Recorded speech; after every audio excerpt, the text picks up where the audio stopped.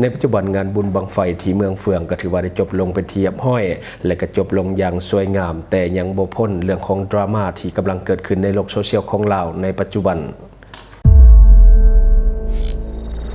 Time to share D+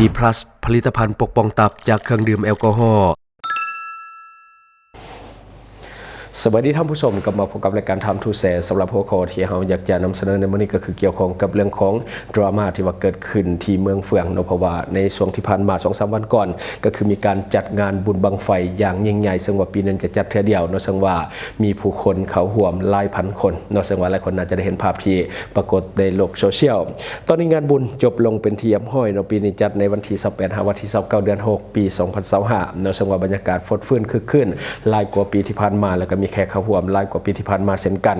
นหลายท่านอาจจะได้เห็นภาพความยิ่งใหญ่ในบุญประเพณีมีผู้เข้าร่วมบ่ต่ำกว่าเกือบหมื่นนะเอาว่าเกือบหมื่นเนาะก็คือประมาณเกือบหมื่นกันหลายพันคนอยู่ตลอด2วันที่ผ่านมาเนาะที่ว่ามีคนเดินทางไปบ่ว่านักท่องเที่ยวทั้งภายในและต่างประเทศเนาะเข้าไปมวลซื่นคึกคืนบรรยากาศนี่เป็นตะมวนหลายปีหน้ามีโอกาสก็สิไปคือกันเนาะแต่ว่าถึงปัจจุบันเนาะงานนี่จบลงแล้วแต่ว่าดราม่ายังสืบต่อในโลกโซเชียลของเราในปัจจุบันเดี๋ยวเรามาเบิ่งนำกันว่าดราม่ามีหยังแน่มีคนจำนวนหนึ่งที่โพสต์ผ่านสื่อโซเชียลหรือว่าผ่านสื่อออนไลน์ของตนเองเนาะภาพของความเสียหายที่ว่าเกิดขึ้นจากการจัดงานบุญบังไฟโดยเฉพาะที่ให้ที่นาของชาวบ้านที่อยู่ในจุดที่เป็นงานบุญบังไฟเนาะซึ่งหลายคนได้ไปแล้วก็เห็นภาพตัวจริงที่ว่ามันเกิดขึ้นในการที่ผู้คนบุกลุกพื้นที่ให้ของชาวบ้านหรือว่าพื้นที่นาของชาวบ้านและภาพความเสียหายต่างๆที่มันเกิดขึ้นเนาะงานบุญบังไฟในสายพื้นที่จำนวนหลายเพราะว่าห้องรับนักท่องเที่ยวที่เดินทางมาจากภายในและก็ต่างประเทศจำนวนหลายคือว่าและเกือบหมื่นคนสำหรับนักท่องเที่ยวใน2วันที่ว่าเดินทางเข้าไปท่องเที่ยวที่งานบุญบังไฟที่เมืองเฟืองซึ่งรวมทั้งพื้นที่การเฮ็ดไร่เฮ็ดนาของประชาชนก็ได้รับความเสียหายจากการที่นักท่องเที่ยวไปเหยียบหรือว่าขับรถเข้าไปในพื้นที่ก็มีความเสียหายแน่นอนอยู่แล้วนะเพราะว่ามันเป็นงานบุญขนาดใหญ่อันนี้ยังบ่รวมเรื่องของขี้เหงื่อต่างๆเนาะแต่ว่าเพิ่นก็จะมีการบริหารจัดการหลังจากที่ว่างานมันแล้วไปแล้วเนาะก็จะมีการบริหารจัดการเรื่องของขี้เหงื่อต่างๆแน่นอนละเวลามีคนมาชุมนุมกันหลายๆแบบนี้มันก็จะมีขี้เหงื่อแล้วก็เครื่องของต่างๆที่มันตกเหี่ยวอยู่แถวนั้นความเสียหายที่ว่าเกิดขึ้นส่วนใหญ่จะเป็นการเหยียบพื้นที่ให้หรือว่าพื้นที่นาของชาวบ้านก็คือต้นเขามันกำลังใหญ่ขึ้นแล้วก็มีผู้คนเข้าไปบุกรุกในพื้นที่ในการเบิ่งบุญบังไฟเนาะเพราะว่าคนมันจำนวนหลายก็ต้องใส่พื้นที่จำนวนหลายผู้คนก็เบียดเสียดกันเข้าไปแล้วก็มีการเหยียบให้เหยียบนาของชาวนาที่กำลังหวานเขาไว้โดยเฉพาะการเฮ็ดไร่ก็คือมีการปักเขาไว้หรือว่าหวานเขาไว้แล้วเนาะแต่ว่าในปัจจุบันมันกำลังเติบใหญ่รวมทั้งบ่อนจอดรถก็ได้รับความเสียหายเนื่องจากว่ามันเป็นพื้นที่ที่มีความเปียกสุ่มเนาะเวลาฝนตกลงมาแล้วก็รถขับเข้าไปมันก็จะเป็นขี้ตมอิเล็ดเป็ดปาดแบบนี้ก็จะเห็นให้เกิดความเสียหายเช่นกันเนาะคนที่โพสต์ส่วนใหญ่เนาะคนที่โพสต์ส่วนใหญ่บ่เป็นเจ้าของที่ให้ที่นาดอกส่วนใหญ่จะเป็นแขกที่ว่าไปเที่ยวแล้วก็เห็นภาพความเสียหายที่ว่ามันเกิดขึ้นบังเอิญเห็นคนเหยียบต้นเขาหรือว่าเห็นที่ให้ที่นาที่มันแบบถูกเหยียบสินะเห็นภาพแล้วอดบ่ได้ก็เลยจับกล้องขึ้นมาแชะปันนึงก็ถ่ายเอาภาพแล้วก็โพสต์ลงในโลกโซเชียลแต่ว่าเขาเจ้าก็หวังดีแหละเพราะว่าแบบคิดว่าอีต้นเสาให้เสาหน้าที่ว่าเขาเจ้าเฮ็ดให้อยู่แล้วแหละว่าคนเฮ็ดบุญบังไฟหลายคนไปเหยียบแบบนี้เนาะเขาเจ้าก็หวังดีก็บ่มีเจตนาบ่ดีดอกที่ว่าโพสต์ลงไปเนาะแต่ว่ามันอาจจะสร้างความเสียหายให้กับผู้ที่ว่าเป็นผู้จัดงานหรือว่าเจ้าของนาเองเนาะที่ว่าเขาเจ้าตกลงกันแล้วแต่ว่าแขกที่ไปร่วมงานนี่เขาเจ้าอาจจะบ่ได้ฮู้คิดว่ามันเป็นการบุกรุกที่นาของชาวบ้านโดยที่บ่มีการบอกกล่าวกันก่อนแบบนี้เขาเจ้าก็เข้าใจหัวอกของชาวนาแต่ความจริงแล้วเขามีการเจรจาขอพื้นที่กันก่อนหน้านั้นแล้วในการที่จะมาจัดงานดังกล่าวเพราะว่าเขาเองก็ฮู้อยู่แล้วว่าการจัดงานขนาดนี้เนาะมันมีนักท่องเที่ยวมาหลายอย่างแน่นอนฉะนั้นพื้นที่มันต้องได้บริเวณกว้างหน่อยนึงบวกกับว่ามันเป็นงานบุญบังไฟบ่สามารถที่จะไปกระจุกกันอยู่ในบ่อนข้างบังไฟหรือว่าห่างบังไฟเนาะฉะนั้นจึงเหตุให้คนกระจายไปเป็นบริเวณกว้างจึงต้องได้ไปเหยียบพื้นที่ให้หรือว่าพื้นที่นาของชาวบ้านคือหลายคนเห็นภาพความเสียหายกระถ่ายรูปแล้วก็โพสต์ลงในโลกโซเชียลของตนเองเนาะผ่านสื่อของตนเองแล้วก็มีคนเข้ามาคอมเมนต์มาแสดงความคิดความเห็นจำนวนหลายจนเกิดเป็นการเข้าใจผิดและการสังคมก็แห่กันไปประณามผู้จัดงานเนาะว่าการจัดงานครั้งนี้เห็นให้ชาวบ้านมีผลกระทบแบบนี้นะที่จริงนะเขาเจ้าโอลมกันแล้วปรึกษากันแล้วเขาเจ้ายินยอมกันแล้วจึงมีการจัดงานแต่ว่าผู้ไปร่วมงานเนี่ยเขาเจ้าบ่ฮู้เนาะเขาก็เลยแบบว่าการจัดงานในครั้งนี้เนาะเห็นให้เกิดความเสียหายกระทบพื้นที่การเฮ็ดเกษตรของชาวบ้านแต่ในความจริงบ่แม่นเขาเจ้าตกลงกันไปที่ยามห้อยในความเป็นจริงนี่ผู้จัดงานนะจะมีการเจรจาเนาะแล้วก็ตกลงกับเจ้าของให้เจ้าของนาเป็นที่ยามห้อยเขาเจ้าก็ยินยอมเนาะเฮาเบิ่งคลิปแล้วมีการยินยอมให้จัดงานแต่โดยดีบ่ได้มีการขัดขืนหรือว่าบ่ได้รับผลกระทบหยังเนาะเพราะว่าเขาเจ้ายินยอมอาจจะมีการจ่ายชด เชยกันบ่หรือว่าอาจจะมีการจ่ายเรื่องของค่าความเสียหายประเมินล่วงหน้าไว้อยู่แล้วเนาะอาจจะเป็นลักษณะแบบนั้นไล่ก่อนที่จะมีการจัดงานแต่ว่าผู้ไปร่วมงานเนี่ยเขาจะบ่ฮู้เนาะก็เลยว่าคิดว่าเป็นการบุกรุกที่นาของประชาชนล่าสุดเนาะเจ้าของที่นาได้ออกมาชี้แจงเนาะวอนให้ผู้โพสต์ข่าวมั่วเนาะออกมาแสดงความรับผิดชอบต่อกับเหตุการณ์ดังกล่าวเพราะว่าผู้จัดงานน่าจะได้รับผลกระทบเนาะผู้จัดงานน่าจะได้รับผลกระทบผู้จัดงานน่าจะไปขอให้เจ้าของที่นาออกมาชี้แจงเพิ่มเติมว่ายินยอมแล้วเนาะบ่มีปัญหาหยังกันระหว่างเจ้าของที่นากับผู้จัดงานเนาะก็เลยว่าไปขอให้เขาเจ้าออกมาชี้แจงแล้วก็ขอให้ผู้ที่ว่าโพสต์รูปโพสต์คลิปหยังต่างๆได้ลบออกจากสื่อโซเชียลเพราะว่าสังคมกำลังเข้าใจผิดแล้วก็ไปประณามผู้ที่ว่ามีการจัดงานเนาะฉะนั้นอยากให้มีการออกมาแสดงความรับผิดชอบแล้วก็ออกมาโพสต์ชี้แจงเพิ่มเติมเนาะเกี่ยวกับเรื่องของเหตุการณ์ที่ว่ามันเกิดขึ้นเพราะว่าสังคมเข้าใจผิดในปัจจุบันและก็เกิดผลกระทบกับเจ้าของที่นาและกับผู้จัดงานเดี๋ยวเราไปเบิ่งภาพนำกันสิ่งที่เพิ่นโพสต์ไปนะผู้ที่ว่าสร้างความเสียหายแบบมันเอาดังๆลูกแบบผู้ที่ว่ากับเจ้าไปลงเฟซลงไลน์แบบแนวเพราะว่าดินตอนนี้ท่านครอบครัวของคอยนี้ได้ถวายให้วัด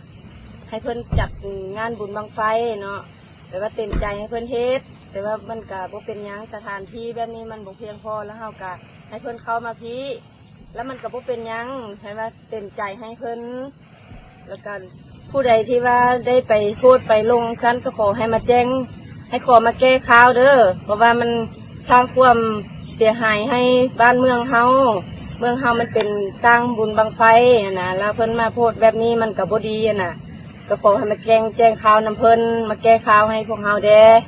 เพราะว่าครอบครัวพวกเขาก็บ่ดีใจนะที่เขาเจ้ามาเฮ็ดแบบนี้นะมาส่งมาลงข่าวลงให้เฮาแบบนี้นะขอขอบใจ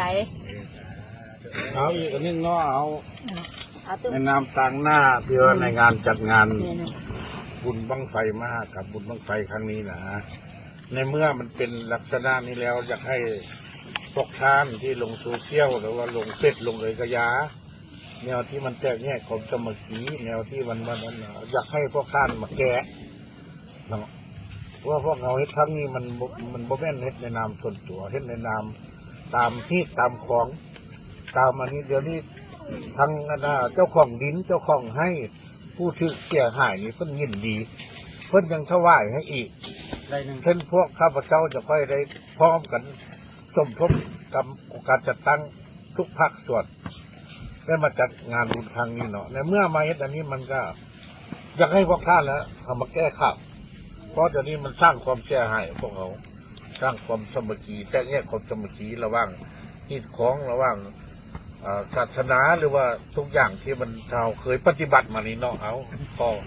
ขอให้พวกท่านมาแก้ข่าวด่วนๆขอจบขอบใจขอบใจหลาย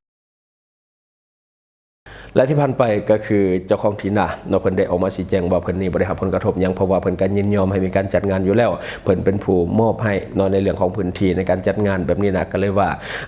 วอนผู้ที่ว่าเอาข่าวไปโพสต์เนาะอย่างให้ลบเพราะว่าเดี๋ยวนี้มีผลกระทบทั้งผู้จัดงานและก็ผู้ที่เป็นเจ้าของที่ให้ที่นาเนาะจะได้กับตามเนาะคือว่าและฝากถึงเจ้าของคลิปหรือว่าผู้ที่ได้ถ่ายรูปความเสียหายแล้วก็ไปโพสต์แล้วก็เกิดเป็นดราม่าในปัจจุบันเนาะให้ไปแก้ข่าวเนี่ยเพราะว่าสังคมสิ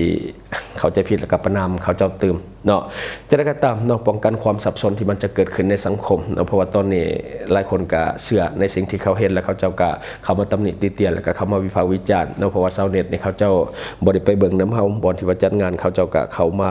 เบิ่งภาพเฮาแล้วเขาเจ้าก็เห็นความเสียหายแล้วก็เขาก็ด่าแทนชาวนาเนาะก็เห็นให้เกิดความเสียหายต่อกับผู้จัดงาน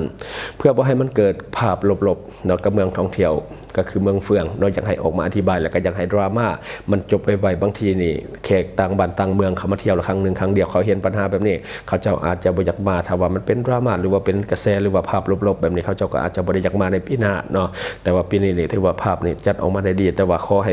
ดราม่านี่มันจบลงไวๆ พอคนที่มาเที่ยวงานนี่มันบ่แม่นแต่คนในเมืองเฟืองเรามาจากทั่วสารทิศบ่ว่าจะในประเทศลาวก็มาจากทั่วประเทศที่เดินทางเข้าไปท่องเที่ยวในงานบุญบังไฟที่เมืองเฟืองแล้วก็รวมทั้งแขกที่มาจากต่างประเทศเขาก็เดินทางมาท่องเที่ยวส่วนหนึ่งก็มาพักที่รีสอร์ทแถวเมืองเฟืองแล้วก็เขาก็ไปเที่ยวงานบุญแล้วก็จะมีแขกต่างประเทศหลายสมควรอยู่จงร่วมใจกันเนาะเป็นเจ้าภาพที่ดีนํกันเพื่อบริการแล้วก็เพื่อดึงดูดนักท่องเที่ยวจากต่างประเทศเข้ามาท่องเที่ยวในบ้านเฮาหลายๆเนาะชีวิตการเป็นอยู่ของประชาชนในพื้นที่โดยเฉพาะในเมืองเฟืองก็จะได้มีการค้าการขายมีรายได้ก็จะเห็นให้ชีวิตการเป็นอยู่ของประชาชนในพื้นที่มีชีวิตการเป็นอยู่ที่มันดีขึ้นเศรษฐกิจของเมืองเฟืองก็จะดีขึ้นเมืองเฟืองเองก็จะเจริญขึ้นเพราะว่าในปัจจุบันเส้นทางในเมืองเฟืองก็บ่ได้ค่อยดีปานใดถ้าว่ามีนักท่องเที่ยวเข้ามาเที่ยวหลายดึงดูดหลายการลงทุนหรือว่าการท่องเที่ยวมันดีแบบนี้ก็จะเฮ็ดให้เศรษฐกิจของเมืองเฟืองมันดีขึ้นแบบก้าวกระโดดฉะนั้นอยากให้ทุกคนร่วมจิตร่วมใจและก็ร่วมเป็นเจ้าภาพที่ดีนํกันดึงดูดนักท่องเที่ยวและก็บริการนักท่องเที่ยวอำนวยความสะดวกให้นักท่องเที่ยวเพื่อสร้างความประทับใจและมีการบอกต่อในประเทศของเขาเจ้าเชิญชวนให้คนในประเทศของเขาเจ้าเข้ามาเที่ยวในลาวเฮาหลายขึ้นเนาะทุกคนต้องเป็นเจ้าภาพนํกันเดี๋ยวเขาจะประมวลภาพให้ท่านผู้ชมได้เบิ่งตอนท้ายๆเนาะก็คือภาพงานบุญบังไฟที่เมืองเฟืองว่ายิ่งใหญ่สำใดเดี๋ยวไปเบิ่งนํกันและทั้งหมดก็คือสิ่งที่เราอยากจะนำเสนอในวันนี้หวังว่าท่านจะได้รับสาระดีๆสำหรับท่านที่ว่าเบิ่งรายการเราอยู่คิดเห็นจะได้กับสิ่งที่มานำเสนอไปก็อย่าลืมฝากไว้ภายใต้คอมเมนต์ของเราและครับเจ้าจะเข้าไปอ่านด้วยตนเองและก็ขอฝากเนาะสำหรับท่านใดที่ว่ามักกินดิบกินแดงรับก้อยใส่จุเลือดแปลงเนาะทุกคนหูนำกันอยู่แล้วว่ามันเป็นพาหะนำโรคเข้าสู่ร่างกายของท่านผักดิบปลาแดกดิบพวกหมักไม้ดิบบางทีก็มีเชื้อโรคเชื้อพยาธิไข้พยาธิเข้าสู่ร่างกายของเราโดยเฉพาะพยาธิใบไม้ในตับสารตับและก็ไวรัสตับชนิดต่างๆซึ่งเป็นต้นเหตุของการเสียชีวิตของคนลาวจำนวนหลายในแต่ละปีรวมทั้งพฤติกรรมเสี่ยงเรื่องของการดื่มเหล้าดื่มเบียร์เป็นประจำเราทุกคนหูดีอยู่แก่ใจว่าฤทธิ์แอลกอฮอล์ทำลายเซลล์ตับด้วยกงเห็นให้เฮาเป็นพยาธิตับแข็งได้ง่ายฉะนั้นอย่าลืมปกป้องตับของท่านด้วยผลิตภัณฑ์ดีพลัสของเฮาตัวนี้แก้เมาคังในโตและก็ขอฝากอีกอย่างหนึ่งเนาะสำหรับท่านใดที่กำลังมีแผนอยากจะก่อสร้างบ้านเรือนหรือว่าอาคารต่างๆอย่าลืมเอิ้นใช้บริการกับบริษัทของพวกเฮาบริษัทเพชรสุขมิสัยเจริญทรัพย์จำกัดผู้เดียวเนื่องจากว่าบริการครบวงจรตั้งแต่การสำรวจพื้นที่การออกแบบการก่อสร้างและก็การเป็นที่ปรึกษาโครงการเนาะสำหรับท่านใดที่มีแผนกำลังจะก่อสร้างอย่าลืมเนาะเอิ้นใช้บริการกับบริษัทของพวกเฮาครับเจ้าจะลงไปติดตามเนาะบริษัทเพชรสุขมิสัยเจริญทรัพย์จำกัดผู้เดียวและก็สำหรับท่านที่เบิ่งรายการเฮาอยู่ถ้าคิดว่ารายการของเฮามีสาระหรือว่ามีประโยชน์อยากส่งเสริมอยากซัพพอร์ตอยากจะให้กำลังใจทีมงานของพวกเฮาก็อย่าลืมกดติดตามช่องเพราะว่าการกดติดตามช่องถือเป็นช่องทางเดียวแท้ๆที่จะเฮ็ดให้ทีมงานของเฮามีรายได้และก็มีกำลังใจในการผลิตคอนเทนต์ดีๆแบบนี้ให้ท่านได้ชมเรื่อยๆอย่าลืมให้กำลังใจทีมงานของพวกเฮาโดยการกดติดตามช่องขอขอบใจอยู่เมืองลาวใช้แต่เงินกีบลาวและส่งเสริมผลิตภัณฑ์ภายในเพื่อลดพรการนำเข้าสินค้าและแก้ปัญหาเงินตา